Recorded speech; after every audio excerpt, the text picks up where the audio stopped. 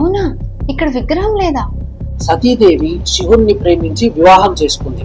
కానీ అంటే శివుణ్ణి చాలా అసహ్యించుకునేవాడు. ఏంటి ఏం లేదు, అదే ఈ మధ్య ఎక్కడ చూసినా కామాఖ్యదేవి టెంపుల్ పిక్చర్స్, అందరూ టెంపుల్ కి వెళ్ళినట్టు అన్ని పెట్టుకుంటున్నారు స్టేటస్ లో. అవి ఏంటా అసలు, ఈ టెంపుల్ విశిష్టత ఏంటా అని చూస్తున్నా. అసలు ఏంటి టెంపుల్ వెనకాల ఉన్న మిస్టరీ ఏంటి?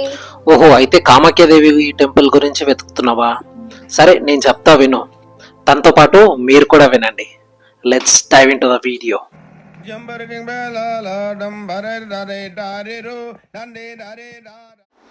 భారతదేశంలో ఉన్న అత్యంత శక్తివంతమైన ఆలయాల్లో శ్రీ కామాఖ్యాదేవి ఆలయం ఒకటి. ఈ ఆలయం గురించి మీరు ఎప్పుడైనా విన్నారా? ఈ ఆలయంలో విగ్రహం ఉండదు, కానీ అమ్మవారి యోనిని పూజిస్తారు. అలాగే ఈ ఆలయం చుట్టూ చాలా కాన్స్పిరసీ థియరీస్ తిరుగుతూనే ఉంటాయి. లైక్ ఆలయం గురించి పురాణ కథలు అండ్ శక్తి పీఠాల చరిత్ర, కామదేవుడు, నరకాసురుడు, ఇలా చాలా కాన్స్పిరసీ థియరీస్ అన్ని టెంపుల్ చుట్టూ చాలా ఉన్నాయి. వాటి గురించి తెలుసుకోవాలంటే ఈ వీడియోని పూర్తిగా చూడండి. అస్సాం రాష్ట్రంలోని గౌహతికి సమీపంలో ఉన్న నీలాచల పర్వతాలపై శ్రీ కామాఖ్యాదేవి టెంపుల్ ఉంది. ఈ ఆలయం అత్యంత పురాతనమైన మరియు పవిత్రమైన శక్తి పీఠాల్లో ఒకటి. ఈ టెంపుల్ స్త్రీ శక్తికి, సృష్టికి మరియు ప్రసవ శక్తికి ప్రతీకగా నిలిచిన టెంపుల్. ప్రసవ శక్తి అంటే లైక్ బేబీస్ లేని వాళ్ళు కూడా ఈ టెంపుల్ ని విజిట్ చేసి అమ్మవారిని నిష్టగా పూజించి బేబీస్ ని కన్న వాళ్ళు చాలా మిరాకిల్స్ జరిగాయి ఇక్కడ. ఈ ఆలయంలో ఉన్న ప్రత్యేకత ఏంటి అంటే, మనం ఇంతకు ముందు తెలుసుకున్నట్లే ఈ ఆలయంలో విగ్రహం ఉండదు, కానీ అమ్మవారి యోని స్వయంభుగా అక్కడ వెలిసింది అంటారు. అవునా, ఇక్కడ విగ్రహం లేదా? మరి అమ్మవారి యోని భాగం స్వయంభుగా ఎలా వెలిసింది? అసలు స్టోరీ ఏంటి?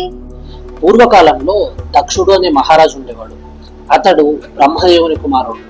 అతనికి ఒక కుమార్తె సతీదేవి. సతీదేవి శివుణ్ణి ప్రేమించి వివాహం చేసుకుంది.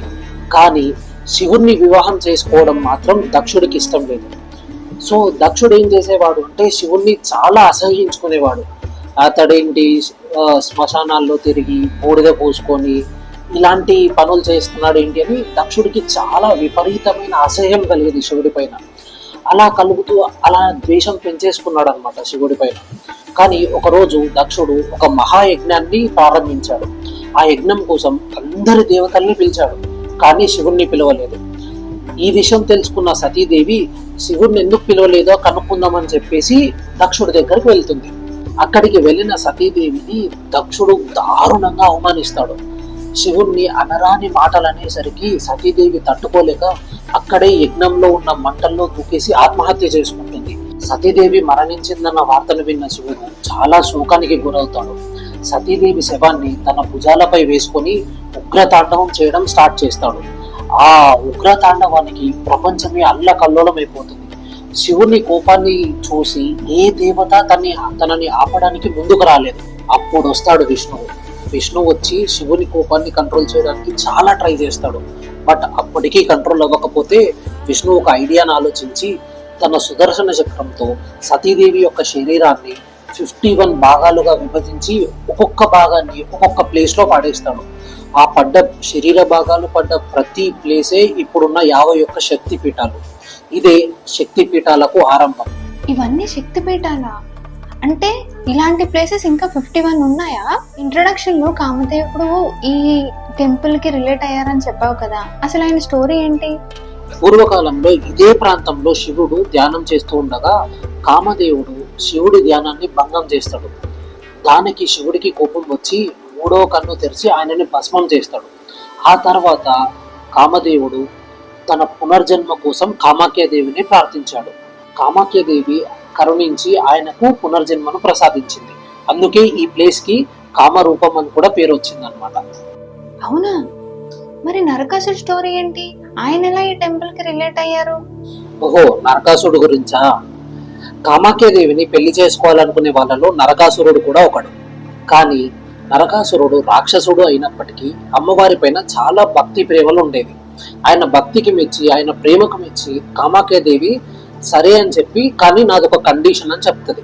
ఏంటా కండిషన్ అని అడిగితే, నువ్వు నీలాచల పర్వతాల పైనకి మొత్తానికి మెట్లు నిర్మించాలి అని అడుగుతుంది, ఒకటే రోజులో. దట్టు అప్పుడు సరే అని చెప్పేసి నరకాసురుడు తన పనిని వెంటనే స్టార్ట్ చేస్తాడు.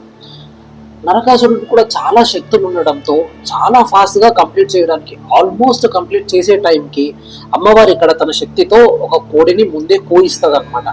సో కోడి కూసింది కదా, టైం అయిపోయింది అని చెప్పేసి నేను ఓడిపోయాను అనుకొని నరకాసురుడు ఆ మెట్లను అక్కడికక్కడే వదిలేసి వెళ్ళిపోతాడు. ఆ మెట్లు ఇప్పటికీ అలాగే ఇన్కంప్లీట్ గానే ఉన్నాయన్నమాట. సరే, వీళ్ళందరూ కామాఖ్య టెంపుల్ కి ఎలా రిలేట్ అయ్యారో చెప్పావు. అసలు ఆ టెంపుల్ నిర్మాణం ఎప్పుడు స్టార్ట్ చేశారు? ఈ టెంపుల్ నిర్మాణం ఎప్పుడు స్టార్ట్ చేశారంటే ప్రాథమికంగా 7th సెంచరీలో ఈ టెంపుల్ యొక్క కట్టడం స్టార్ట్ చేశారు. అలా కడుతూ ఉండగా 16th సెంచరీలో కలపహాడ్ అనే ముస్లిం రాజు ఈ టెంపుల్ని ధ్వంసం చేశాడు. ఆ ధ్వంసం అయ్యాక 1565లో కోచ్ రాజవంశానికి చెందిన నరనారాయణుడు అండ్ చిలహారాజ్ అనే రాజులు ఈ టెంపుల్ని పునర్నిర్మాణించారు. ఆ తర్వాత అహోం రాజులు కూడా ఈ టెంపుల్ ఎంతో కొంత అభివృద్ధికి పాటుపడి దాన్ని కూడా బాగానే డెవలప్ చేశారు. మళ్ళీ 18th సెంచరీలో రాజేశ్వర సింహ అనే రాజు అక్కడే నాట్య మండపాన్ని నిర్మించాడు. అక్కడే తాంత్రిక నృత్యాలు, ఆధ్యాత్మిక పూజలు కూడా జరుగుతూ ఉండేవి. అయితే ఎవ్రీ ఇయర్ అక్కడ ఒక మేళ జరుగుతుంది అంట కదా, అందరూ ఆ టైంలో ఎక్కువ విజిట్ చేస్తారు టెంపుల్ ని అని విన్నాను. అసలు ఏంటది, ఎందుకు జరుగుతుంది? కామాఖ్య దేవి ఆలయంలో ఇది కూడా ఒక విశిష్టమైన ఒక మేళ జరుగుతుంది ఎవ్రీ ఇయర్. ఆ మేళ పేరే అంబుబాచి మేళ. ఎవ్రీ ఇయర్ జూన్లో అమ్మవారికి మాసిక ధర్మం వస్తుందని అక్కడ ఉన్న జనాల యొక్క నమ్మకం. మాసిక ధర్మం is nothing but menstruation cycle. ఈ మెన్సురేషన్ పీరియడ్ ఏదైతే ఉందో ఆ టైంలో ఈ టెంపుల్ని క్లోజ్ చేస్తారు. At the same time Brahmaputra నది, నియర్ బై ఉన్న బ్రహ్మపుత్ర నదిలో ఉన్న వాటర్ కూడా ఎరుపు రంగులోకి మారుతాయని అక్కడ ఉన్న జనాల నమ్మకం. అండ్ మోర్ ఓవర్ ఈ మిస్టరీ ఇప్పటికీ ఎవరికీ తెలియదు కూడా. ఈ అంబుబాచి మేళలో లక్షలాది భక్తులు, తాంత్రిక విద్యలు నేర్చుకునే వాళ్ళు, సాధకులు ఎంతో మంది ఈ మేళకు అటెండ్ అవుతుంటారు. అండ్ మోర్ ఓవర్ ఇండియాలో అత్యంత తాంత్రిక విద్యల్లో ఫేమస్ అయిన టెంపుల్ కూడా ఇదే. ఇలా కామాఖ్య దేవి టెంపుల్ వెనకాల చాలా హిస్టరీస్ అండ్ మిస్టరీస్ ఉన్నాయి. కామాఖ్య దేవి టెంపుల్ ఓన్లీ హిందూ సాంప్రదాయ పద్ధతినే కాకుండా తంత్రవాద పద్ధతిని కూడా పాటించడం వల్ల కామాఖ్య దేవి టెంపుల్ అనేది తాంత్రిక కేంద్రంగా పరిగణించబడింది అన్నమాట. ఇది కామాఖ్య దేవి టెంపుల్ యొక్క విశిష్టత. అలాగే ఈ వీడియోని పూర్తిగా చూసినందుకు అందరికీ థ్యాంక్స్. అండ్ ఇలాగే పురాణాల గురించి అండ్ టెంపుల్ మిస్టరీస్ గురించి తెలుసుకోవాలంటే ఛానల్ని సబ్స్క్రైబ్ చేయండి. అండ్ మీకు నచ్చిన శక్తిపీఠం ఏదో కింద కామెంట్ చేయండి. Thank you. See you. Bye.